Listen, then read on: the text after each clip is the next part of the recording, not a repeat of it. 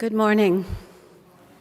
My name is Ann Mason, and I am the senior minister of this Unitarian Universalist church where Elaine was a member, a beloved member, for many, many years.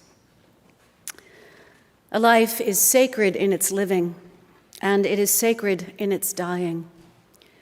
On this day, we are gathered to honor the life of Elaine Turano, beloved wife, mother, scientist, and friend.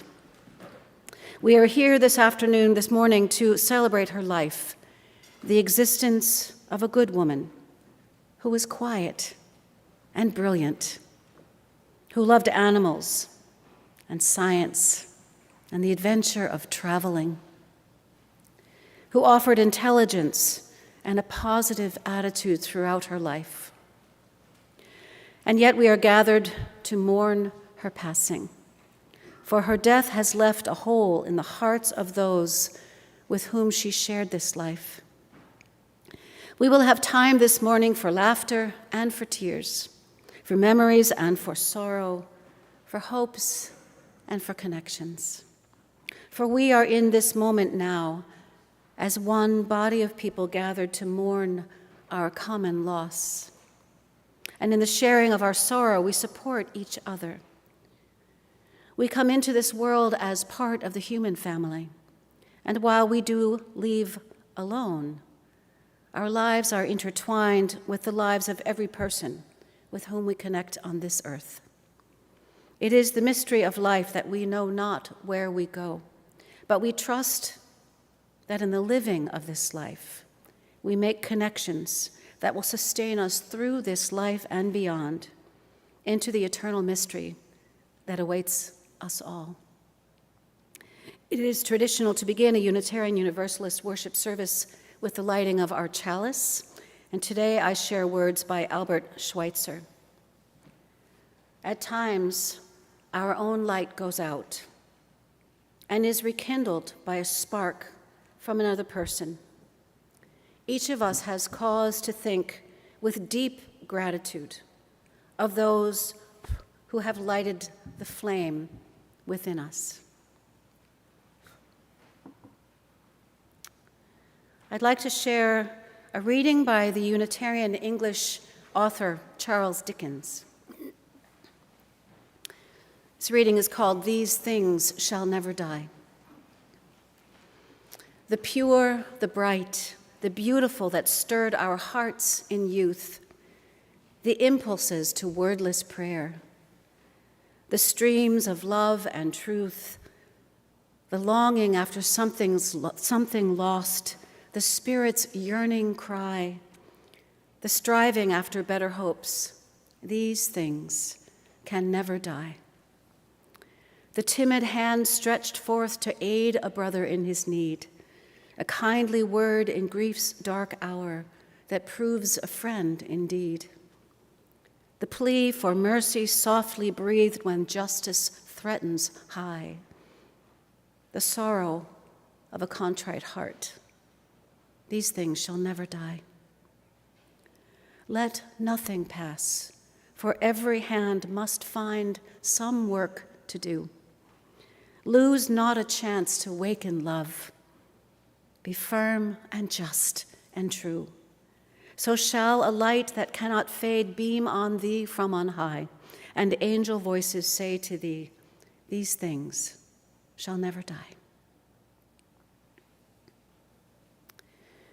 My friends, facing the death of someone we love is one of the most challenging moments in our lives. For some of us, it happens far too often. For some of us, it is a rare and tender thing. In Elaine's case, we were looking at this inevitable outcome from the moment that she was diagnosed. But every time I have had to face this myself or help someone else face this staggering time of loss, I recognize a few things that must happen. First, we must open our eyes to the truth of the situation. We spend most of our lives in denial of death. We strive to be youthful. We push off the effects of aging. We tell our loved ones half-truths to make them think they're going to live longer. We need courage to face the truth. And we need to dig deep in our own soul in order to find that. Elaine was filled with courage, and she lived her years with truth and with great resilience. She was an incredible woman, which she demonstrated over and over again, especially in the face of her long illness. I am so glad that I was able to know her for the 8 years that I've served this congregation. And I'm grateful for her many years of service, especially as a member of the History Committee. She spent hours trying to make sense of the common stuff of our shared history, and she took delight in the many aspects of this storied Unitarian Universalist Church. Members like Elaine help us to create a narrative about the details of history which shape the way that we are remembered. And so today we do the same for her. In the midst of loss, it is important to remember the beauty and the love that held our relationships together. For these are the things which we will remember years later because they touch us so deeply that we are shaped by them. And we must embrace the mystery. Elaine is now in that space beyond space, that time beyond time. She has gone where those she loved have gone before her, into the embrace of the divine. The bridge which will help us cross this divide is the bridge called wonder. When we embrace the mystery, when we dwell within our own sense of wonder, we have a small taste of what may be to come. And we must trust that wherever Elaine is now, that she too resides within the wonder at the heart of time, enfolded in love itself. Today we will focus on what happened during this long life of Elaine's and what her legacy is for us, the living. Elaine lived a life of optimism, of questions, of courage. She was a beautiful, resilient, and caring soul who received such tender care in her last years from so many of you. And I'm so grateful that you're here. She lived a life of science, of love, of the outdoors, and of intellectual and personal accomplishment. She loved her family. She loved them dearly. And she worked hard to give the people around her a better life. She lived with resilience and a positive attitude, living with grace in the face of so many long years of illness. As Dickens said, "Let nothing pass, for every hand must find some work to do. Lose not a chance to waken love, be firm and just and true.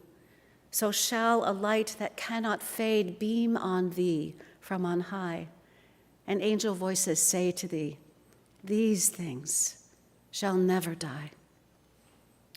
These things, Elaine, beauty, optimism, adventure, love, trust, these things shall never die. May you live forever in our hearts. Amen, and blessed be. Now I'd like to invite Will to come forward and share some thoughts.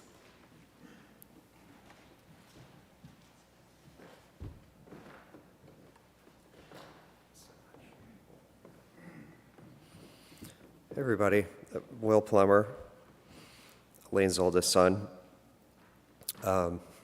Christopher couldn't make it, he was very sick. And you have to excuse me, I'm very nervous and it's hard to read this. And so if it doesn't really make much sense, just bear with me. Many of you who knew me or knew my mother well knew we had a complicated relationship. Sometimes it seemed like we couldn't communicate or agree about anything. And if we had a disagreement, we could both wait much too long to make up with each other. But even when we weren't getting along or were taking a break from one another, I loved my mother. Despite having inherited the stubbornness that sometimes kept us apart, we also had a lot in common. I inherited a lot of favorable similarities too, and we really enjoyed a lot of the same things. We both like science, animals, nature. We're lifelong learners, concerned about the environment and the state of the nation. Both loved music, my biggest interest. I not only loved my mother, I liked her too. As a boy, I hated piano lessons, the piano lessons I was required to take. But as an adult, I appreciate the fundamentals of reading music and the way it trained my ears to listening as well. We didn't always like the same music, but we were both passionate about the music we did like. There was one time in the 90s that my mother asked me what I wanted for my birthday. And I told her I wanted her and Carmen to join me seeing the Buena Vista Social Club play live. She reluctantly agreed. She didn't seem outwardly enthusiastic about the music and couldn't quite understand why young women in their 20s were so moved by it that they were running on stage to hug the octogenarians performing. I appreciated she came. What I really wanted was a connection with her for my birthday. A shared experience was the most important thing to me.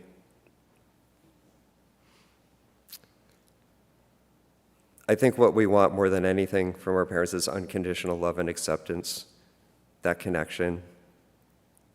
I have a few regrets in my life. One of them is feeling like there is enough time to be stubborn. I recently woke up to how wrong I was about that. My biggest regret going forward is the lost time I could have spent with her. When I heard she aspirated some food and wasn't doing well, I went to her house for 2 weeks to spend some time with her. Mostly she was out of it and sometimes didn't even know who I was.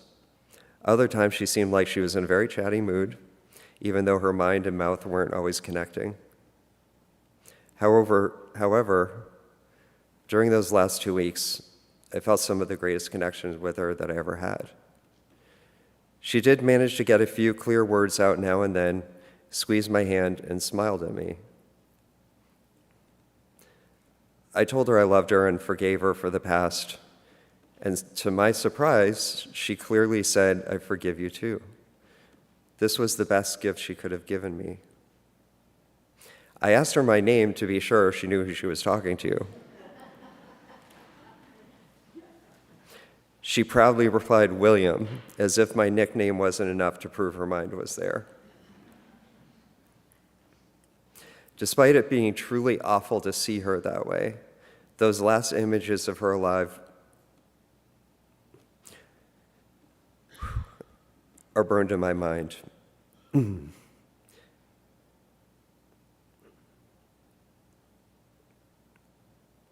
They haunt me with sadness and regret. But there were a few amazing moments, like that which I wouldn't trade for anything. She seemed to like to be read to and appreciated me holding her hand. She would try to reach out to mine when I was close. However, it was heartbreaking to see her like that. Her mind was imprisoned in her body. She was there, but most things she said were incoherent mumbles. Her hearing was terrible. She couldn't eat on her own, and she was asleep for the vast majority of the time. It was so sad,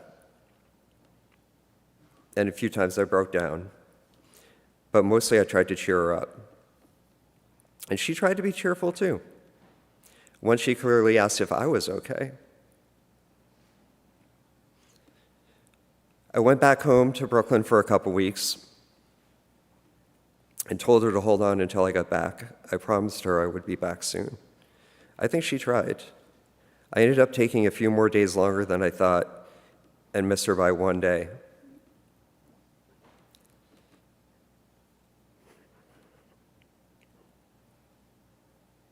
I was in Penn Station waiting for the Amtrak train to return when I got the news she had passed.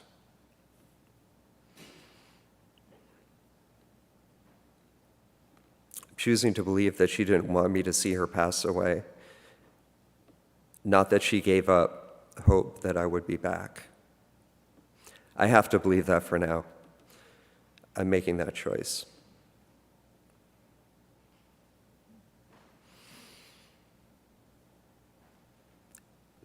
Sorry, bear with me, please. If there's any way I could make up for the time I lost with her due to stubbornness, I would. When she was here, even if I didn't see her, it was comforting to know she was. I only know that now. Any resentment I had towards her melted the moment I saw her in those last weeks. It turned to sadness. I only have gratitude and love for her.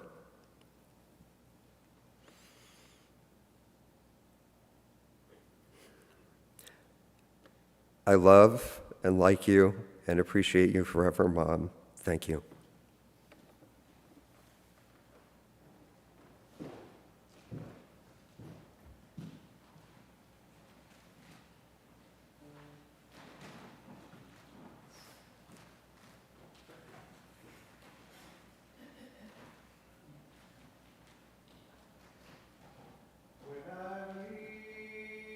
Place I'm going,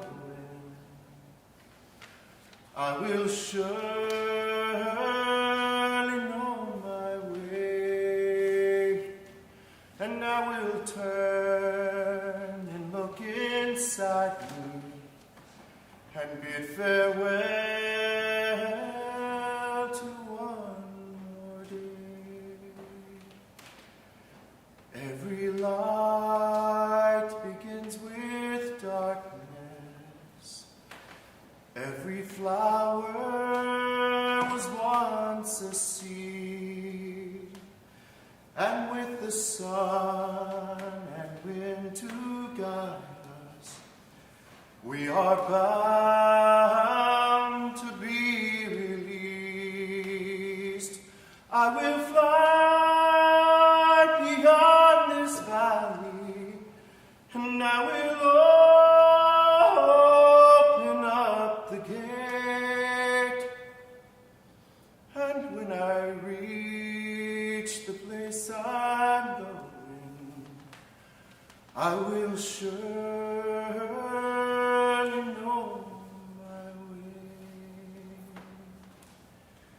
We have hands to hold our sorrow.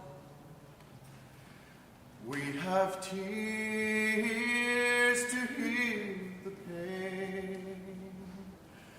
And though our eyes ask many questions, on our lips I hear my name.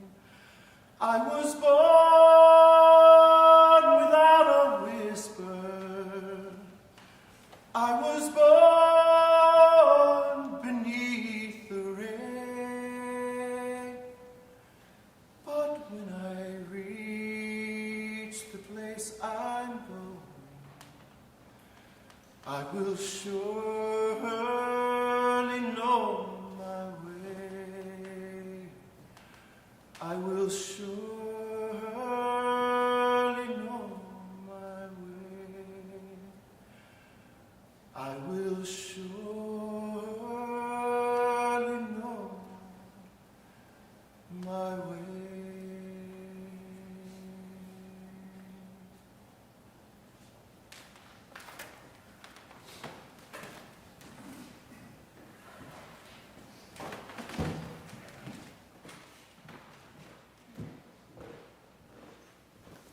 Is levity acceptable or no? All right, good. So, raise your hand if you're at the wedding. All right. So if you were at the wedding, you saw me bomb in front of the crowd when what happened was the best man who was selected to be the best man, unfortunately, was late that day. So in the 11th hour, Dad asked me to do it. So I had no speech prepared.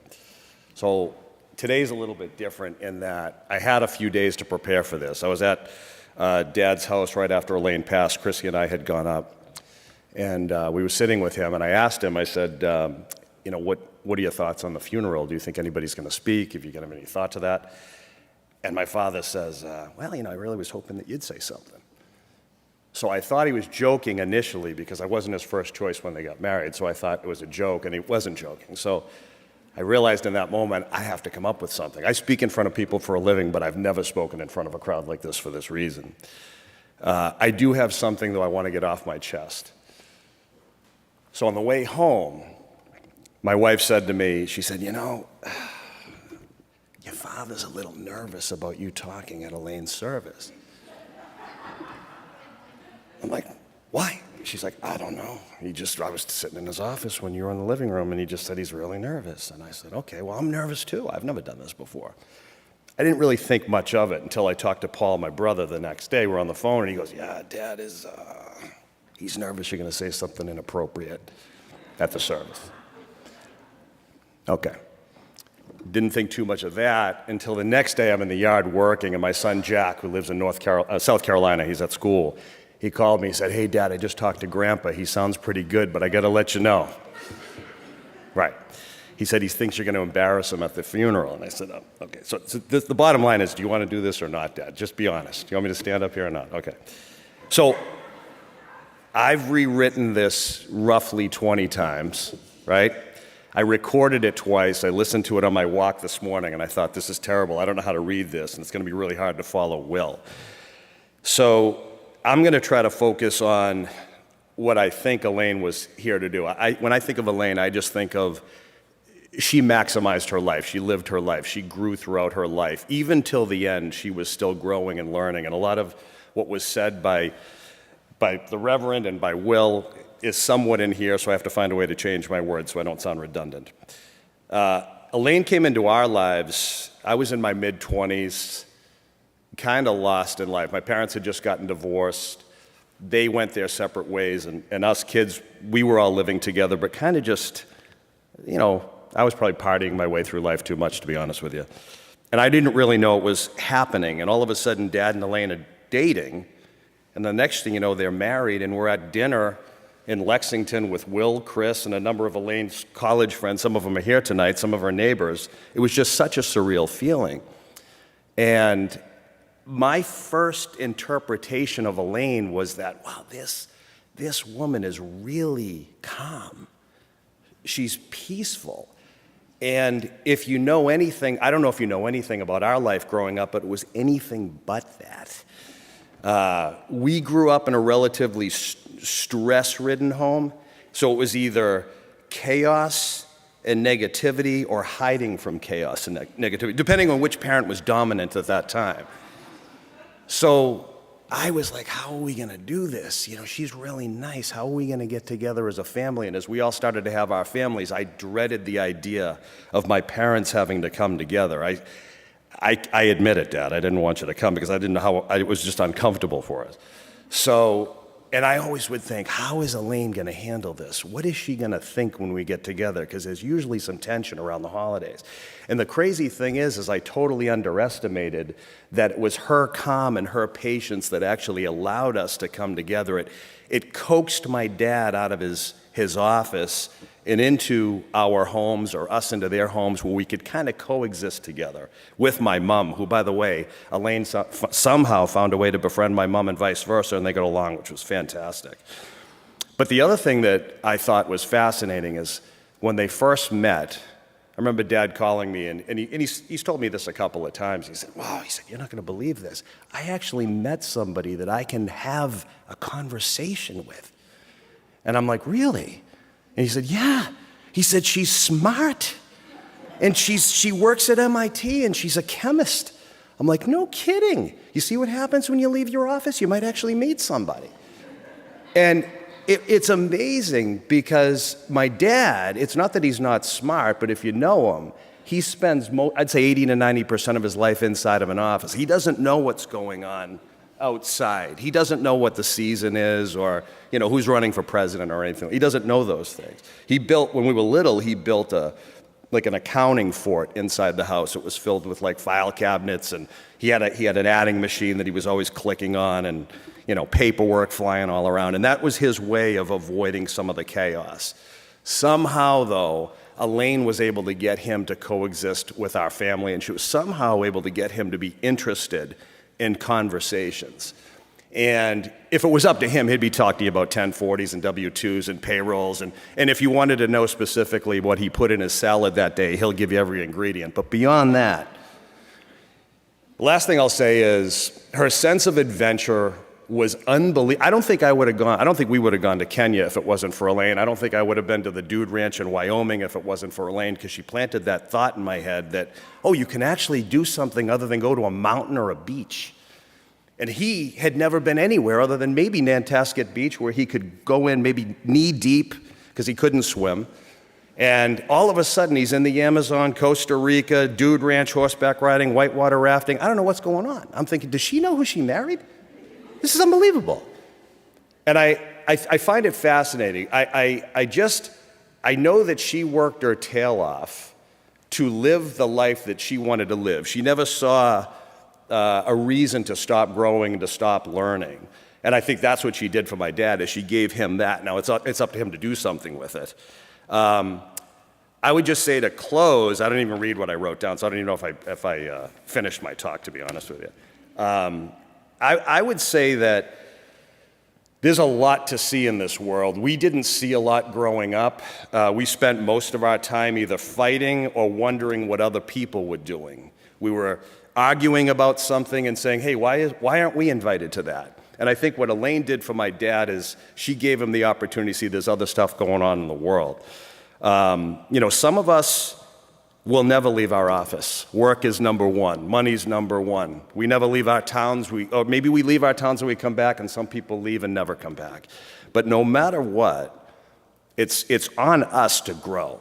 We're not here to stay the same. And I think that's what I think that was her purpose here, was not to stay the same and help him to realize the same thing. Will and I were talking the other day, and I'll wrap up in a second. I know we got to be out of here by, 5? What I thought was fascinating was the very thing that attracted my father to Elaine was her ability to have a conversation, was the fact that she was a skilled person who had purpose and a job, and she was interesting. And Will said, my mom was a stay-at-home mom, taking Chris and I to swimming lessons and music lessons until she was 40. And she became a full-time employee and a world traveler at 40. She reinvented her life at 40. And it just goes to show that it's never too late. And Dad,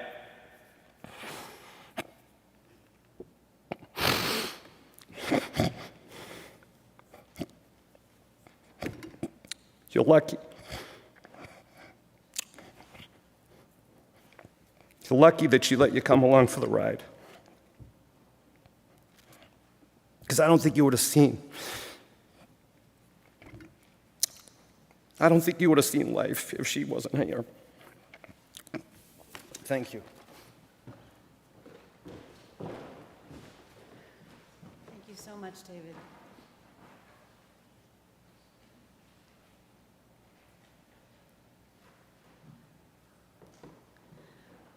Thank you. I'd like to invite us into a time of community remembrance. This is a very important part of Unitarian Universalist worship service, where we remember the whole person and try and help each other to know her just a little bit from our own perspective, as Will and David did so beautifully. Thank you. And my microphone's not coming on, Omar, so I'm not sure what's up with that. Wait. Anyway, I think it's on. The mute's on. Ah, there we go. There we go. Nope.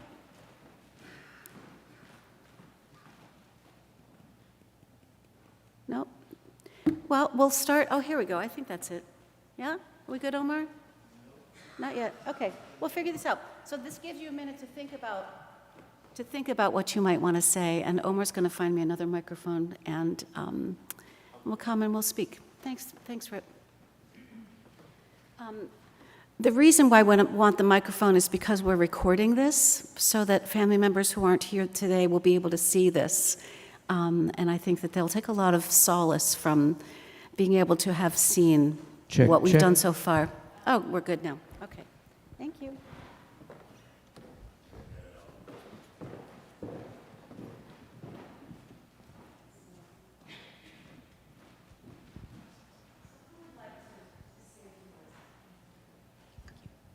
Is anybody over here? Maybe some college friends, perhaps?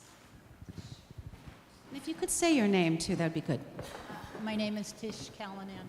And after David's comments, I just feel very happy that I am responsible for getting Elaine and Carmen out of their offices. Because one rainy evening, I said to Elaine, come on, let's go to this singles dance. And she said, oh no, it's raining, it's miserable out. And I said, come on, Elaine. And then I was talking to Carmen last week, and he said, I didn't want to go either. You know, I didn't want to leave the house, you know, that evening. And fortunately, both of them did, and they met. And that's the beginning of a very happy marriage for both families. Elaine and I go way back. We both, from Lexington, members of First Parish. Both of us worked at MIT.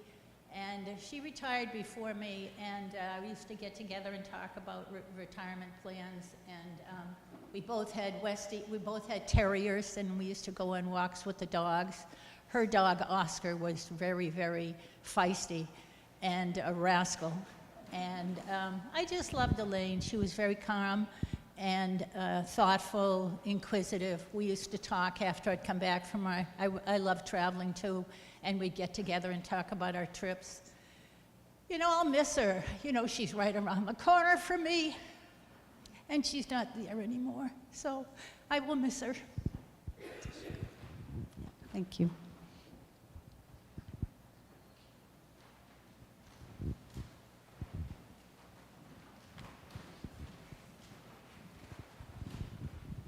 I received a phone call from Marilyn Campbell the other day.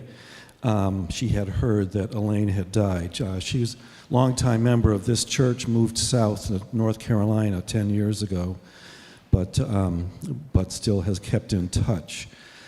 So she asked me to read something that she wrote for Elaine, a short ode. This is Ode to Elaine. Elaine would listen on rainy or sunny days, and I learned to hear her love for Carmen, Chris, and Will, weeds, bees, trees, and Brazil, after listening to me. Through our smiles and tears over many, many years, we learned and loved each other. That's what she wrote. She also mentioned something about a story of her wild trip on the Amazon to Brazil that she's going to tell me about someday, but maybe somebody here can tell me about that later on today. I'd like to hear about that.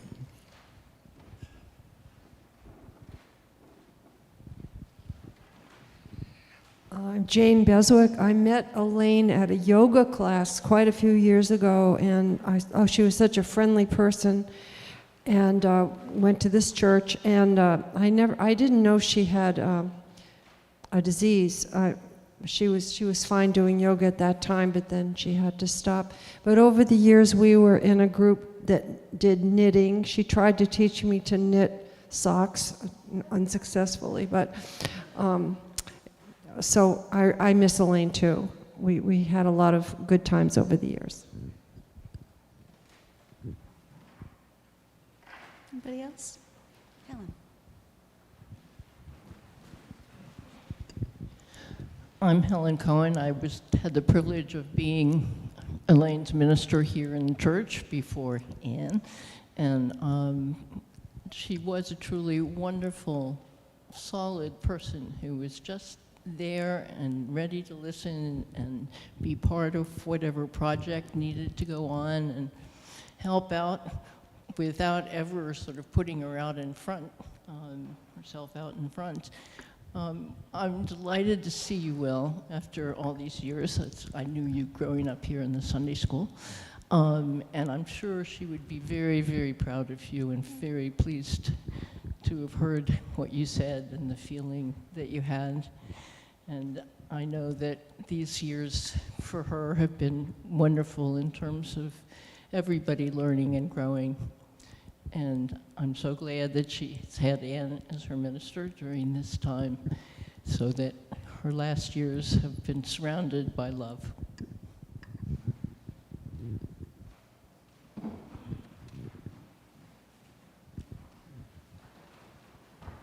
Hi, My name is Eileen, and I'm probably going to get very nervous doing this.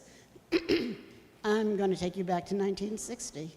And 6 18-year-olds met at Simmons College, and they roomed us up in the attic of a small mini Victorian house. And if I say we lived in a suite, and you have kids who go to college, you're going to think their bathroom, they each had their own bedrooms, maybe there was a living room. No, we were up in the attic under the slanted roof, and there were 3 of us in one room, 3 in the other, with a door that adjoined the, and a door out to the hallway. I think we had to go down to the 2nd floor to go to the bathroom. And it got pretty hot there. And in the wintertime, it seemed hot, so one of our roommates who lives in Framingham, when she got home for the weekend, brought a thermometer. It was 102 up there. Anyway, one of the things that, what happens when you're in a dormitory or a public building is they have fire alarms, right? They do it in the middle of the night. And Elaine has always been a very lovely person, but she could never get up in the morning, right? The alarm would go off at 3 in the morning, and we had to put on a pair of shoes, put on a coat, grab a towel, and then our room happened to have the fire escape. So then we had to go down to the fire escape, which was plainly visible from the T-stop at Beth Israel. So all these women in their nightgowns going down the stairs at 2 in the morning. But anyway, the rest of us would get up, and Elaine would stand in the middle of the room, and we'd hand her a towel, and she'd clutch it like it was a teddy bear. And then we'd give her her coat, and we'd help her put it on, and she would just stand still. We had to just finally walk her over to the fire escape and help her down the fire escape. She was not a morning person. And just one more story. I don't know, you probably all know, Elaine was a fantastic piano player. She did it for her pleasure and everyone else's, and also it helped with stress. And between our junior and senior year, we went to summer school. Elaine, because her dad had passed away that year, and she dropped organic chemistry and was taking it again. And me, because I just flunked calculus and I had to take it again. But anyway, we lived in this little L-shaped room down on Marlborough Street. And when Elaine did have stresses in her life, and she always wanted a piano, which we did not have in our one-room apartment, but I knew that down the street there was a fraternity, and they had this beautiful big white grand piano. So one day Elaine went to them and knocked on the door. This is the summertime, so there probably weren't very many students around anyway. And she said, "I don't need to see anybody. I just want to play your piano." And they let her in, and she went through the summer several times. We'd just go over and knock and say, "Do you mind if I play your piano for an hour?" And it helped her so much. I'm sorry I missed that, but when she would play in our dorm, our little house, everyone would say, "Oh, Elaine's playing the piano. Let's go down to the lounge," which was the only place you could smoke also. "And let's go down and listen." So anyway, thank you for letting me ramble. Thank you. Anybody else? The family would love to invite everyone to stay for lunch, so you'll be able to share more of your memories at the luncheon, which will be downstairs after we go to the cemetery and then return. And so in a few minutes, I will ask Mark Douglas and the team to come and help us, guide us through these final moments and get into the alignment that we use. And I know that we'll do that in a way that makes us all feel comfortable and safe, and that we can choose to go to the cemetery or not. That is certainly up to you, whether you want to be part of that. I really appreciate everybody's comments and stories. Did you want? No? Okay. And so I'd like to invite us into a closing prayer. Spirit of love and life, we are grateful beyond measure for the life of Elaine Turano, who lived a life of gratitude despite her adversities. Thank you, Holy One, for allowing us to know such an independent and beautiful soul.